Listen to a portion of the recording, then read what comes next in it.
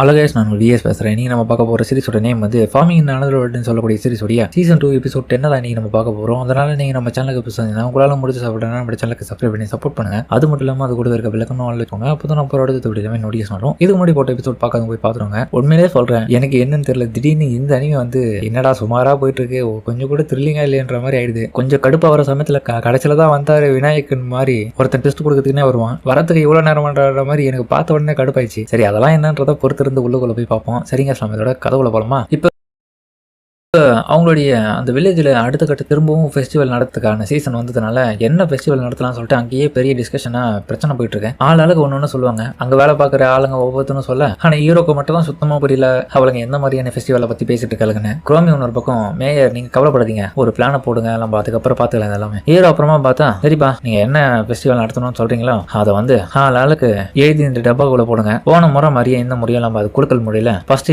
எதை சூஸ் பண்ணுறோமோ அதையே நம்ம முடிவு பண்ணிடுவோம் நடத்துறதுக்கு. அதுக்கப்புறம் பார்த்தா எல்லாரும் எழுதி அதில் போட்டிருப்பாங்க. ஸோ ஃபர்ஸ்ட் எடுத்தோடனே ஹீரோ எடுப்பான். அதில் பார்த்தா ஸ்லைடிங் ஃபெஸ்டிவல் நடத்தலாம்னு போட்டிருக்கேன். ஹீரோவும் ஸ்லைடிங் என்ன, இந்த ஃபெஸ்டிவலை பொறுத்த வரைக்கும் பால்கன் ரீஜன்ல இதில் கலந்தக்கூடிய ஒவ்வொரு நபரும் வந்து ஹைட்டான பகுதியிலேருந்து டவுனான பகுதியை நோக்கி ஒரு ஸ்லைடு முறையில் சறுக்கிக்கினே வருவாங்க. இது ஒரு காம்படிஷனாகவே நடத்துவாங்க. அவ்வளோதானா கேமு அப்படின்னு குரோமி கிட்ட ஹீரோ கேட்க, ஆனால் உடனே அவர் டெஸ்ட் கொடுப்பா. இல்லை இதில் பிரச்சனை என்னடானா, இது கலந்துக்கிற ஒவ்வொருத்தரும் யாரோடையது அதிக தூரத்துக்கும் எந்த விதமான பிரச்சனையும் இல்லாமல் போகுதோ அவங்க தான் அந்த ரேஸ்ல ஜெயிச்சதா அர்த்தம். ஸோ இதுக்கு இடையிலேயே பார்த்து கலந்துக்கிற ஒவ்வொருத்தரும் அவங்களுக்கு தேவையான திறமைகளை பயன்படுத்தி அவங்க கூட கலந்துக்கக்கூடிய ஆட்கள் எல்லாரையுமே அவங்க ரேஸ்ல தோக்கடிக்கணும். ஹீரோவும் ஏமா இதெல்லாம் ரொம்ப டேஞ்சரா தெரியுது, இதெல்லாம் போச்சுன்னா கலவரமாயிடும், அடுத்தது நம்ம சூஸ் பண்ணணும் சொல்லிட்டு ஹீரோ திரும்பியும் எடுக்க அதில் பார்த்தா திரும்பியும் ஸ்லைடிங் தான் வந்திருக்கு. ஹீரோவும் சரி அப்போ நமக்கு வேற வழி இல்லை. ஆனா இங்க பாருங்க, இந்த ஸ்லைடிங்கை பொறுத்த வரைக்கும் ஒவ்வொரு நபராக தான் இதை கலந்துக்கணும். அவங்களுடைய அதிகபட்ச தூரத்தை வந்து அவங்க கணக்கிட்டு பதிவு பண்ணணும். முக்கியமான விஷயம், இதுல யாரையும் வந்து புஷ் பண்ணக்கூடாது, துரத்தக்கூடாது, இன்னொன்னு ட்ராப்பை செட் பண்ணி மாட்ட வைக்க கூடாது. இண்டிவிஜுவலா எல்லாரும் கலந்துக்கணும். சரியா? இதுதான் எனக்கு தெரிஞ்சு இதுல தேவையான விஷயமா நான் இதில் ஆட் பண்ண போறேன். அதுக்கேற்ற போல பார்த்தா ஹீரோ அவங்க சொன்ன பிளான் எல்லாமே ஒத்துக்கிறது பேர்ல அப்புறமா அந்த ஒரு ஸ்லோப்பான அமைப்பை வந்து உருவாக்குறதுக்காக வில்லேஜுக்கு பக்கத்திலேயே ஒரு பிரமாதமான இடத்த சூஸ் பண்ணிட்டாங்க. அந்த ஒரு லொகேஷன்ல மரங்களை வெட்டினது மட்டும் இல்லாம அதுக்கப்புறம் வந்து அந்த ஹைட்டான மணல் மேட்டை உருவாக்கி ஒரு டவுனான சர்ஃபேஸையும் உருவாக்கினா, கூடவே அதுக்கு பக்கத்துல தண்ணியுமே ஒரு குளம் மாதிரி வெட்டிடுறான். இதுவே இப்ப நாட்களாக கடந்து போகுது. ஒரு வழியா வேலையை முடிச்சிட்டான் ஹீரோ. ஏன்பா வேலை சூப்பரா இதுல நினைச்சதை விடவும் பிரமாதமும் வந்திருக்கு அப்படின்னு குரோமி சொல்ல, உண்மைதான், எல்லாரும் எப்படி இதுல ஸ்லைடிங் பண்ணி ரெக்கார்டை செட் பண்ண போறாங்களோ தெரியலப்பா, கவலைப்படாதீங்க, இந்த வில்லேஜோட யூனிக்கான ஃபெஸ்டிவல் இதுவும் ஆயிடுச்சுன்னா அப்புறம் உங்களுக்கு தான் நிறைய பேர் கிடைக்கும். அப்புறம் ஃபெஸ்டிவல் ஆரம்பிச்ச உடனே நிறைய மக்கள் வந்து அதுல கலந்துக்கிறாங்க. குரோமியும் நம்ம ஹீரோ வந்து அந்த இடத்துல நடுவராக இருக்காங்க. குரோமி ஒரு பக்கம் இந்த ஃபெஸ்டிவலுக்கு வந்து அவங்க எல்லாருக்கும் ரொம்பவும் நன்றி, யூனிக்கான காம்படிஷன் ஸ்லைடிங், இந்த காம்படிஷன் ரொம்ப யூனிக்கா இருக்க போது எல்லாரும் பார்த்து ரசிங்க. அதுக்கப்புறம் ஹீரோ ரூல்ஸ் சொல்றான், கலந்துக்கக்கூடிய ஒவ்வொருத்தரும் மேல இருந்து சறுக்கும் போது அந்த போர்டுடைய உதவி மூலமா நீங்க உங்களுடைய வேகத்தை பயன்படுத்தி எவ்வளவு தூரத்துக்கு லாங்கா ஜம்ப் பண்ணி அந்த தண்ணியில விழுறீங்களோ அதுதான் உங்களுக்கான ரெக்கார்டு. யாருடைய தூரம் ரொம்ப அதிகமா இருக்கும் அவங்க தான் இதுல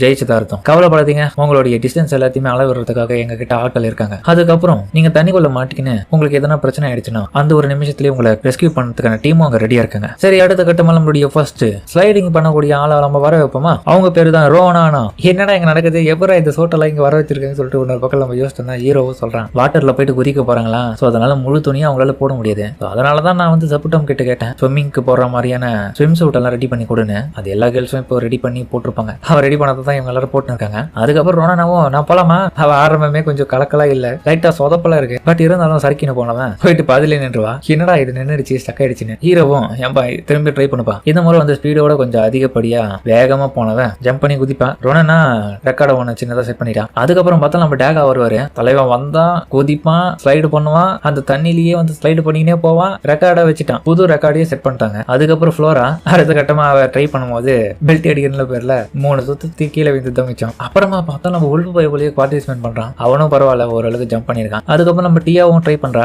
அவ பங்குக்கு ஜம்ப் பண்ணிட்டு பேர்ல பறக்கும் போது திடீர்னு பார்த்தா அது போட கீழே போட்டுட்டு பறக்கவே ஆரம்பிச்சிடும் ரெக்கையை வச்சு. இதை பார்த்து நம்ம குரோமியும் இதெல்லாம் அலோவ் பண்ணலாமா மேயர், அலோவ் எல்லாம் பண்ண முடியாது, இவ சீட்டிங் பண்றா, கீழே இறங்க சொல்லுங்க, அவளை அலோவ் பண்ண முடியாதுன்னு சொன்ன மூஞ்சி மாறிடுச்சு அவளுக்கு. அதுக்கப்புறம் பார்த்தா நம்ம லுலிசியாவும் அதே டெக்னிக்கை பயன்படுத்தலாம் சொல்லிட்டு ரெக்கையை வச்சுட்டு இருப்பா. ஆனா உடனே டியாவை பார்த்து, என்ன டியா நீ இவ்வளவு பொறுப்பு இல்லாம இருக்க, இப்படி இல்லாம சீட்டிங் பண்ணுவாங்க கேம்ல அப்படின்னு இவளே சொல்றா. அதுக்கப்புறம் பார்த்தா லுலிசியாவும் நல்லா ட்ரை பண்ணி தன்னுடைய ரெக்கார்டை செட் பண்ணிட்டான். அடுத்தது சேனா ஸ்டார்டிங்ல அவளையே பயப்படுறா. ஹீரோவும் என்னப்பா அவளுக்கு உயரம்னா ரொம்ப பயமா இல்ல அவளுக்கு வெக்கமா இருக்கு. ஹீரோ கிட்ட அப்புறம் தெளிவா சொன்ன பிறகு ஆமா இல்ல எப்பவுமே துணியை போட்டுட்டு இருக்கிறவ இனி கொஞ்சம் ஸ்விம் சூட்ல இருக்கிறதுனால அவளுக்கு கொஞ்சம் வெக்கமா இருக்குன்னு நினைக்கிறேன். சரி உனக்கு பிடிக்கல நீ பண்ண வேணா நீ வந்துரு அப்படின்ற மாதிரி ஹீரோ சொல்ல, ஆனா பார்த்தா இல்ல நான் பண்றேன் அப்படின்ற மாதிரி ஆர்வத்துல போயிடுவா. அவ்வளவு நல்லா பண்ணி பாராட்ட வாங்கிட்டான். அதுக்கப்புறம் பார்த்தா இந்த கேர்ள்ஸ் ஃபுல்லா சேர்ந்துட்டு கும்பலா போறாங்க குரூப் டான்சிங் பண்ற மாதிரி. அவங்களுடைய திறமையை பயன்படுத்தி அவங்களுடைய போர்டே பார்த்தா வித்தியாசமா ரெடி பண்ணி போயிருக்காங்க. ஆனா பிரச்சனை என்னன்னா ஒரு ரெக்கார்டையே செட் பண்ணல, கெட்டியே வேண்டாங்க. இந்த ரெக்கார்டை செட் பண்ணக்கூடிய அந்த வேலை பாக்குற அந்த பொண்ணுக்கு எப்போ ஒரு பக்கம் என்னப்பா எல்லாரும் ஜம்முன்னு ஜாலியா இருக்கீங்களா இதை பார்த்து அவங்க எல்லாரும் என்ன நாங்க மட்டும் ஜாலியா இருந்தா போதுமா நீயும் போய் கலந்துக்கொடி அப்படின்னு வேணும்னு இழுத்துன்னு போறாங்க. அவ்வளோ ஏண்டி எனக்கு ஸ்விம் பண்ண தெரியாது நீச்சல் தெரியாது வேற வழி இல்லாம பார்த்தா அவளையும் ஸ்விம் சூட்ல வச்சுட்டு கலந்துக்க வச்சிட்டாங்க. இல்ல அவ உன பக்கம் வெக்கத்துல இருக்கா, நான் என்ன சின்ன குழந்தைய இதை மாதிரிலாம் வச்சுட்டு பண்றதுக்கு. ஹீரோவும் சொல்றான் உனக்கு பிடிக்கலாம் வேணாம் வந்துரு. ஆனாலும் பார்த்தா அவ போறா டீம்பு கிட்ட போயிட்டு ஜம்ப் பண்ணுவேன். அதுக்கப்புறம் பார்த்தா கவுந்துச்சு கீழே விழுந்துட்டா. ரெஸ்கியூ டீம் போய் காப்பாத்துக்குன்னு சொல்ல இன்னொரு பக்கம் பார்த்தா அவ கவுந்துச்சு தண்ணிக்குள்ள போயிட்டா. பரவாயில்ல நல்ல வேலையில நம்மளோட ரெஸ்கியூ டீம் அவங்களை எப்படியே காப்பாத்து அவங்க நல்லபடியா தான் இருப்பாங்க நம்பலாம். அதுக்கப்புறம் பார்த்தா அவளே வந்துட்டு அனௌன்ஸ்மெண்ட் கொடுக்குற குரோமியும் போயிட்டு ஜாயின் பண்ணா நல்லா இருக்கும்னு சொல்ல, என்னது நானா எனக்கு வேலை இருக்கீங்க மைக்கு வேலை யாரு பார்த்துப்பான் அது மேயர் பார்த்துப்பாரு நீ போன்ற மாதிரி சொல்ல. அதுக்கப்புறம் குரோமியும் வேற வழி இல்லாம அங்க போவா. இங்க உன பக்கம் அவளுக்காக இவ கமெண்ட் பண்ணிட்டு அப்புறம் அவ ஸ்டார்ட் பண்ணுவோம் பார்த்தா நம்ம குரோமி விண்டு பவரை பயன்படுத்தி வேகமா போக இதை பார்த்து நம்ம ஹீரோவும் இந்த மேஜிக் எல்லாம் இதுல பயன்படுத்த முடியாது அவ அவுட் மேஜிக் பயன்படுத்த கூடாதுமா உங்க ரூல்ஸ் ரொம்ப ஸ்ட்ரிக்ட் ஆகுதுப்பா. அதுக்கப்புறம் பார்த்தா திரும்பியும் செகண்ட் ரவுண்ட் காம்படிஷன் நடக்குது. அதை எடுத்த உடனே ஃபர்ஸ்ட் நம்ம லாஸ்ட் தான் அவ பங்கு உன பக்கம் பயங்கரமா ஹைட்ல இருந்து குதிக்கிறதுல அவளுடைய பவர்னால அந்த தண்ணியே தெரிக்கும் போது மழை மாதிரி கொட்டுதாங்க. அதுக்கப்புறம் பார்த்தா நம்ம குரோமியும் ஒரு முடிவு வருவான். சரி எல்லா காம்படிட்டர்ஸும் வந்து முடிச்சிட்டாங்கன்னு நினைக்கிறேன். இதுல ஃபைனலா ஜெயிச்சது யாருன்னா நம்ம டேகான்னு நினைக்கிறேன். ஆனா உடனே டேகாவும் இல்ல வெயிட் பண்ணுங்க அங்க பாருங்க இன்னும் ஒரே ஒருத்தர் கலந்துக்கிட்டு இருக்காருன்ற மாதிரி சொல்ல யார் அது அப்படின்ற மாதிரி பார்த்தா அங்க சப்புட்டம் வந்திருப்பான். இன்னது இவனு கலந்துக்க போறானே. அதுக்கப்புறம் ஒரு நிமிஷம் அவனுக்கு எக்ஸ்ட்ராவா டைம் கொடுத்ததுல சப்புட்டம் போயிட்டு கலக்கவும் பாருங்க. அவன் அங்க இருந்து சறுக்கினே போகும்போதே வந்து ஸ்வைட்டுவான் புயல் மாதிரி. அவன் ஸ்வைட்டுன்னு போறதுலயே பார்த்தா அந்த தண்ணி எல்லாம் தாண்டி புது ரெக்கார்டை வச்சுட்டு யாரையும் ஜெயிக்க முடியாத லெவல் பண்ணிடுவான். அதுக்கப்புறம் வந்து நார்மலான மக்களும் அதுல ஸ்லைடு பண்ணி என்ஜாய் பண்றதுக்கான அனுமதியை கொடுத்து அப்புறம் எல்லாமே நல்லா போயிட்டு இருக்கு. இன்னொரு பக்கம் நம்ம ஹீரோ வீட்டுக்கு வந்த பிறகு தன்னுடைய பையனை பார்க்க அவன் ஏஞ்சி நிற்பான். என் பையன் ஏஞ்சி நிற்கிறான் ஆல்ஃபிரட் சூப்பரா உண்மையாவா அப்படின்னு உன பக்கம் நம்ம லுலிசியா வர பரவாயில்ல கொஞ்சம் கொஞ்சமா கத்துக்கணும். ஆமா கொஞ்சம் கொஞ்சமா கத்துக்கணும் நிறைய வைஃபை யோசிப்பா சின்ன வயசுல கை குழந்தையா இருந்தவன் இப்ப எப்படி நடக்க ஆரம்பிச்சிட்டான். இன்னொரு பக்கம் அவங்க ரெண்டு பேருமா சேர்ந்து ரொம்ப சந்தோஷமா இருப்பாங்க. பையன் கொஞ்சம் நல்லாவே வளர்ந்துட்டானே ஒன் டே எப்படி இருந்தாலும் அவங்களுடைய பேரெல்லாம் சொல்ல ஆரம்பிப்பான்ற ஒரு நிலைமை வரும்ன்றது யோசிக்க உருசா உன்னொரு பக்கம் வந்து அவங்க கூட விளையாடிட்டு இருக்கேன். உருசா கேட்பான் மேயர் ஆல்ஃபிரட் ஏன் பேசவே மாட்டான் ஒன்னும் அவனுக்கு வயசு ஆகலமா இன்னும் கொஞ்சம் வயசு அதிகப்படியா ஆன பிறகுதான் அவனால பேசவே முடியும். இருந்தாலும் எனக்கு ஒரு ஆசை என்னடானா என் பையன் பேச ஆரம்பிச்சானா கண்டிப்பா என்னதான் முதல்ல கூப்பிடணும் அப்பான்னு. லுலிசியாவும் இல்ல அவ ஃபர்ஸ்ட் அம்மான்னு தான் சொல்லணும். இதுலயே அவங்களுக்குள்ள சண்டை போறது. ஃப்ளோரா உன்னொரு பக்கம் வந்துட்டு இல்ல அவன் ஃபர்ஸ்ட் வந்து ஆன்டின்னு தான் சொல்லணும். என்ன உருசா பங்குக்கு இல்ல அவன் உருசா தான் சொல்லணும் சொல்ல திடீர்னு நம்ம ஹெட்மேட் ஆனே வந்து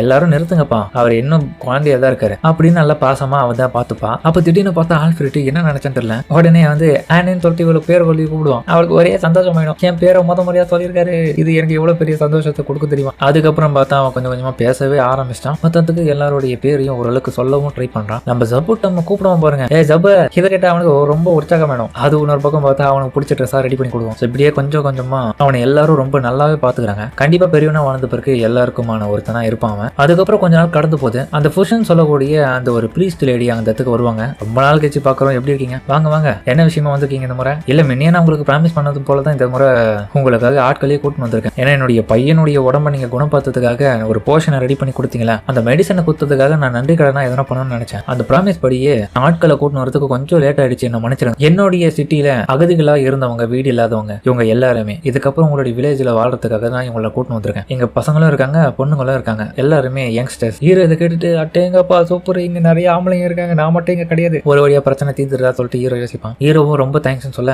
அங்க இருக்கிறவங்க எல்லாருக்குமே வந்து கொஞ்சம் பயமா தான் இருக்கு. ஏன்னா ஹீரோ இருக்கிறது ஒரு ஆபத்தான இடம் இல்ல அவங்களை பத்திருக்கும் ஒரு மூட நம்பிக்கையில இருப்பாங்க. ஹீரோ இதெல்லாம் பார்த்துட்டு அவங்க கிட்ட நேரடியா போய் பேச ஆரம்பிப்பான். இங்க பாருங்க என் பேரு தான் ஹிராக்கு நான் இந்த கிரேட் ட்ரீ வில்லேஜோடைய மேயர் உங்களை பார்த்ததுல ரொம்ப சந்தோஷம். கவலைப்படாதீங்க புது இடமா இருக்குன்னு சொல்லிட்டு பயப்படுறதுக்கு நிறைய விதமான வாய்ப்புகள் இருக்குதான். ஆனாலும் இதுக்கப்புறம் இது உங்களுடைய வீடு சோ நீங்க சுதந்திரமா இந்த இடத்துல எப்படி வேணாலும் இருக்கலாம் உங்களை நாங்களும் பாத்துக்கிறோம். அதுக்கப்புறம் பார்த்தா அவங்க கிளம்புறதுக்காக கேட்பாங்க என்னது அதுக்குள்ளே நீங்க கிளம்புறீங்களா. ஆமா எனக்கு கொஞ்சம் அங்க வேலை இருக்கு நிறைய சோ அந்த வேலையை நான் பாக்கிறதுக்காக கிளம்பணும். சரி ஓகே அப்புறம் அவ பாய் சொல்லிட்டு கிளம்ப. ஹீரோ அதுக்கப்புறம் அந்த இருக்கிற எல்லாருக்கும் தன்னுடைய வில்லேஜை சுத்தி காமி போறான். சோ இன்னொரு பக்கம் வந்து அந்த புஷோன்ற பிரீஸ்ட் கிளம்பும் போதே யோசிப்பாங்க இவனுடைய பிராமிஸை எல்லாத்தையுமே நான் முழுமையா முடிச்சிட்டேன். ஆனா பிரச்சனை என்னன்னா இவங்க எல்லாரையும் திரட்டி இந்த இடத்துக்கு நான் கூட்டின்னு வரதுக்குள்ள எனக்கு போதும் போதும் ஆயிடுச்சு எவ்வளோ எஃபர்ட் எடுத்து பண்ண தெரியுமா. அதுக்கப்புறம் நடந்த விஷயத்தை காமிக்கிறாங்க. ஹீரோ கிட்ட அந்த மெடிசனை வாங்கிட்டு அவனுக்கு பிராயச்சித்தமா எதனா பண்ணணும்னு சொல்லிட்டு போனவன் அதுக்கப்புறம் வந்து அந்த இடத்துல இருந்த சூழ்நிலையை புரிஞ்சுக்கிட்டு சரி நமக்கு புது ஆட்கள் யாருன்னா கிடைப்பாங்களா ஏன்னா நம்ம நன்றி கடன் போட்டிருக்கோம் சோ அவங்களுக்கு பிராயச்சித்தமா இங்க யாராச்சும் அனாதைகளா இருந்தாங்கன்னா அவங்கள நம்ம அவங்க எடுத்துன்னு போய் விட்டுனா அவங்க நல்லபடியா அங்க பாத்துப்பாங்க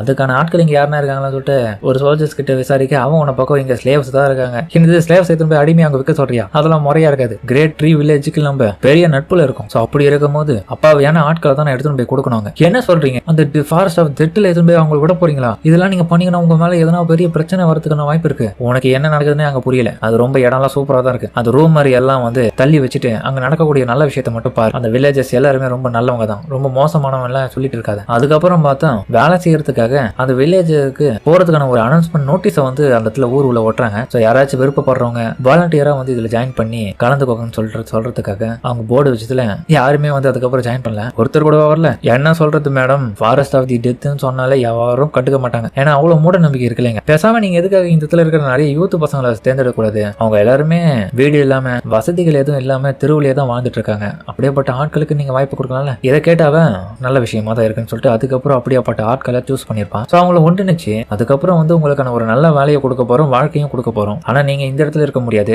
அந்த ஃபாரஸ்ட் ஆஃப் தி டெத்னு சொல்லக்கூடிய இடத்துல ஒரு வில்லேஜ் இருக்கு, அங்கதான் போய் நீங்க வேலை பார்க்க போறீங்கன்ற மாதிரி சொன்ன உடனே அவங்களுக்கு புரியல. சோ அவங்க ஒரு ஸ்டார்டிங்ல பயத்துல இவங்க கூட பிரச்சனை பண்ண ஆரம்பிச்சாலும் அதுக்கப்புறம் பார்த்து நம்ம பிரீஸ்டஸ் வேற வழி இல்லாம இவங்களுக்கு சூழ்நிலையை புரிய வச்சு அங்க இருக்கிற மக்களை பத்தியும் சொல்லணும். பார்த்ததுக்கு இவங்க எல்லாருமே எந்த ஒரு நாலேஜும் இல்லாதவங்க. அதனால ஃபர்ஸ்ட் இவங்களுக்கு நாலேஜை கொடுக்குறாங்க. அதுக்கப்புறம் வந்து எப்படி முறையா நடத்துக்கணும்ன்ற ஒழுக்கத்தையும் சொல்லி கொடுக்குறாங்க. எல்லாமே பர்ஃபெக்டா போயிட்டு இருக்கு. இதுக்கப்புறம் பிரச்சனை இல்லை, ஆட்களை எடுத்து போய் விட வேண்டியதுதான் சொல்லிட்டு ஒரு பக்கம் யோசிச்சு இருந்தாலும் இன்னொரு பக்கம் ஒரு சோல்ஜர் திடீர்னு ஒரு குண்டு தூக்கி போடுவான். இது இல்லீகலா செல்லாதா மேடம்? என்னது இங்க இருக்கிற நோபல் ஃபேமிலி கிட்ட யாருக்கிட்டையும் அனுமதி இல்லாம நாங்க இந்த வேலையை பார்க்க கூடாதா? என்னடா எங்க கதையாகுது. சோ அதுக்கப்புறம் பார்த்தா இந்த இடத்துல இருக்கிற நிறைய பேருக்கிட்ட பெரிய பெரிய ஆட்கள் கிட்ட நிலைமை என்னன்றதை சொல்லி புரிய வச்சு அந்த கிரேட் வில்லேஜுக்கும் இவங்களுக்கும் உடனான வந்து அந்த ட்ரேடிங்கை பத்தியும் சொல்லி சோ அவங்களுக்கு ஒரு பெரிய நம்பிக்கையை உருவாக்குறாங்க. சோ அதுக்கப்புறமா பர்மிஷன் வாங்கின பிறகு திரும்பியும் பார்த்தா ஒரு குண்டு தூக்கி போட ஒரு சோல்ஜர், மேடம் நீங்க கூட்டின்னு போற பையன்ல 2 பேரும் நோபல், அதனால பிரச்சனை பெருசாகும். என்னடா எங்க நடக்க கூத்தாகுது. பிரச்சனை என்னன்னா நான் என்னுடைய கிண்டத்து சார்பா இந்த இடத்துல இருந்து கூட்டின்னு போயிருந்தாலும் இது குற்றத்துக்கு சமமானது. எந்த விதமான ஒப்புதலும் இல்லாம நான் கூட்டின்னு போறது பெரிய பிரச்சனையாகும் பின்னாடி. மேபி எந்த மாதிரி என் மேல பழி போடுவாங்கன்னா நான் இவங்களை எங்கேயோ கடத்துன்னு போயிட்டு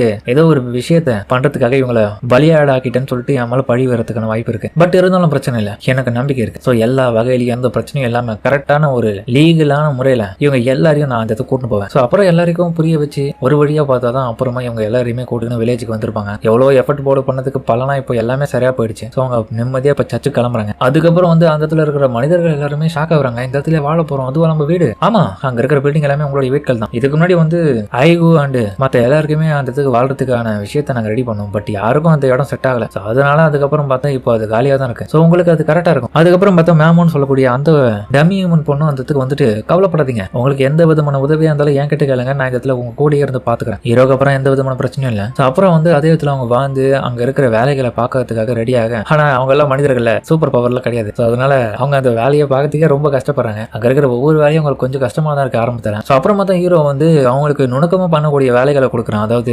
எழுதுறது, இந்த பிரிண்ட் பண்ற அச்சு வேலையை கொடுக்குறான். அப்புறம் டிராயிங் பண்றது, பொம்மைகளை ரெடி பண்றது, இந்த மாதிரியான வேலைகளை கொடுக்குறான். ஹீரோடைய பையனுக்கும் இன்னொரு பக்கம் பார்த்தா அவங்க ஹெல்ப் பண்றாங்க. அப்புறம் திடீர்னு ஒரு பொண்ணு தன்னுடைய மேஜிக் பவர்ஸ் எல்லாம் பயன்படுத்தி ஹீரோக்கு தன்னால முடிஞ்ச என்ன உதவி பண்ண முடியுமோ அதை காமிக்கிறா. அந்த எலமெண்ட் ஸ்பிரிட்ஸோடைய பவரை வச்சு எல்லாத்தையும் கண்ட்ரோல் பண்ணி உதவி பண்ண முடியும்ன்றதை நிரூபிக்கிற ஹீரோக்கு. அதாவது வாட்டரு, ஃபயரு, அப்புறம் அவங்க இருக்கிற எல்லாருக்கும் சாப்பாடெல்லாம் ரெடி பண்ணா அந்த சாப்பாடு எல்லாருமே பார்த்த உடனே சூப்பரா பிடிச்சு போயிடுது. அப்புறம் கூச்சப்படாம ஹீரோ அவங்க எல்லாரும் சாப்பிட வைக்கிறான். இருந்தாலும் அங்க இருக்கிற எல்லாருக்கும் வந்து அங்க வாழ்றவங்களை பார்த்து ரொம்ப பயமா தான் இருக்கு. முதல்ல எடுத்த உடனே இந்த ஹை எல்ஸ் தான், என்னப்பா என்ன பார்த்து பயப்படுறீங்க, கூச்சப்படாம சாப்பிடுங்க. இவங்க எல்லாருமே நீ மனிதர்களை சாப்பிடுன்னு நினைச்சிட்டு இருக்காங்க. இல்ல நீங்க தப்பா பொறுத்துட்டு இருக்கீங்க, நாங்க அப்படிலாம் பண்ண மாட்டோம். நாங்க உண்மையை சொல்ல போனா உங்களுக்கு எல்லா வகையிலும் உதவி பண்ணதான் இருக்கும். ஏன்டி அதை கூட ஏன்டி டெரரா சொல்றாங்க, எல்லாரும் பயப்படுறாங்கடி. அதுக்கப்புறம் பார்த்தா அந்த இடத்துல ஒரே ஒரு பொண்ணுங்க மட்டும் வினோதமா ஏதோ தோணு. இதை பார்த்து லுலிசியாவோ அவளுக்கு ஏதோ ஒரு இந்த பொண்ணுங்க சம்பந்தப்பட்ட பிரச்சனைகள் இருக்கும் போல உடம்பளவுல இருக்கிறத வந்து அவ பார்த்துக்கிட்டு அவ கூட்டின்னு போக ஹீரோக்கு என்னன்றது புரியல. கூடவே பார்த்தா ஒரு சாவும் கூட்டின்னு போக வரும்போது பார்த்தா அவ ஸ்வாட் வச்சு வந்துட்டு இருக்கா. என்ன இங்க நடந்துட்டு இருக்கு எனக்கு புரியலையே. சரி என்னமோ பண்ணுங்க, பொண்ணை நல்லபடியா பார்த்துனா சரிதான் சொல்லிட்டு ஹீரோ யோசிக்க. இன்னொரு பக்கம் பார்த்தா நம்ம 2 டிராகன் லேடிஸ் அங்க வர. அங்க வந்த உடனே மேயர், என்னமா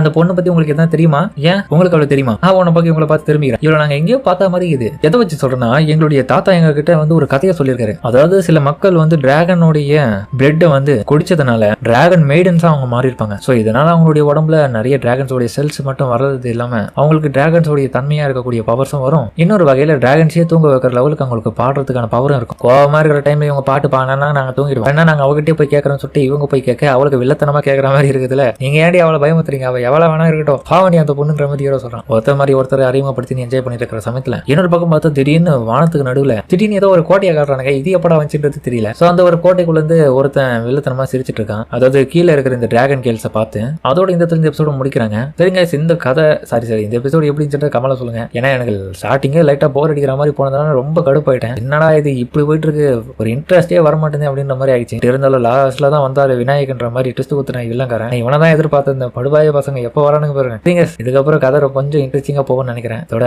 இந்த எபிசோட முடிச்சுப்போமா.